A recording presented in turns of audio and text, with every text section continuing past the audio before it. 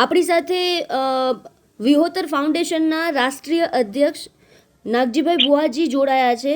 અને નાગજીભાઈ, મહામંથન મંતવ્ય ન્યૂઝમાં આપનું સ્વાગત છે. અત્યારના જે પ્રકારે જીપીએસસીના અધ્યક્ષ હસમુખ પટેલને પર જે આરોપબાજી ચાલી રહી છે, આરોપ પ્રત્યારોપ થઈ રહ્યા છે, ખાસ તો ઓબીસી એસટી જે છે તેને અન્યાય થઈ રહ્યો હોવાના આક્ષેપ લાગી રહ્યા છે તેમના પર, શું કહેશો? આખો મામલો શું છે?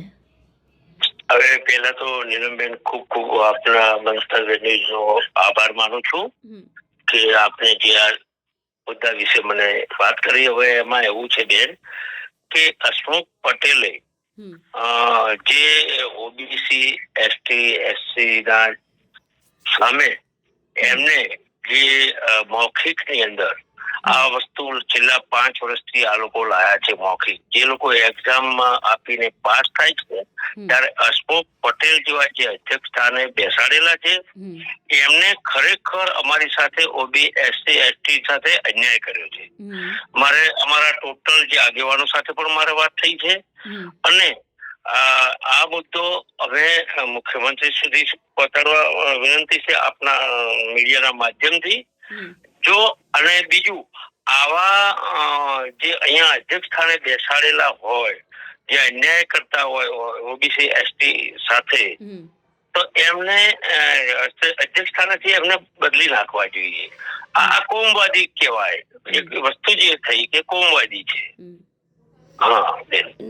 નગજીભાઈ, ખાસ તો એ વાત, કારણ કે આની અગાઉ અમારે વાતચીત થયેલી હતી, નવઘણજી ઠાકોર સાથે પણ આ મુદ્દે વાતચીત થઈ હતી અને તેમના દ્વારા આંદોલનની ચીમકી પણ ઉચ્ચારવામાં આવી હતી.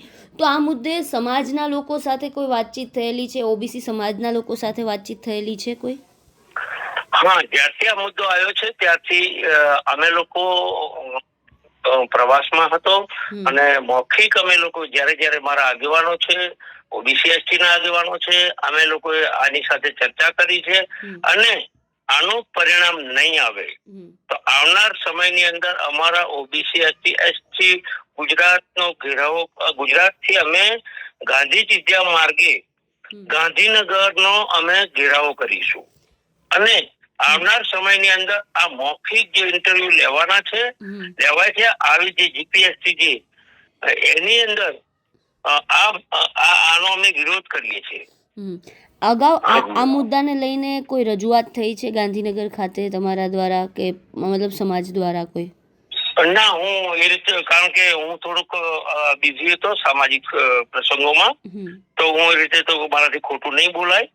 કારણ કે હું હવે ફ્રી પડી અને મારા ફાઉન્ડેશનના લેટર દ્વારા પણ મુખ્યમંત્રીને લેટર મોકલવાનો છું, ઉપર પણ મોકલવાનો છું અને ખાસ તો અમે એક જ વિનંતી છે અત્યારે કે હસમુખ પટેલને પહેલા તો આ અધ્યક્ષ સ્થાનેથી એમને છૂટા કરી દો. કારણ કે આ જે જીપીએસસી એટલે એક આખી ઊંચા લેવલની એક્ઝામમાં બાળકો સાથે જે અન્યાય થાય છે, તો આવા અધિકારીઓને કોઈ જરૂર નથી, ઉખેડીને ફેંકી દેવા માંગીએ છીએ અમે. છેલ્લો સવાલ મારો, કઈ રણનીતિ અંતર્ગત હવે આગામી સમયમાં પગલાં લેવાશે સમાજ દ્વારા?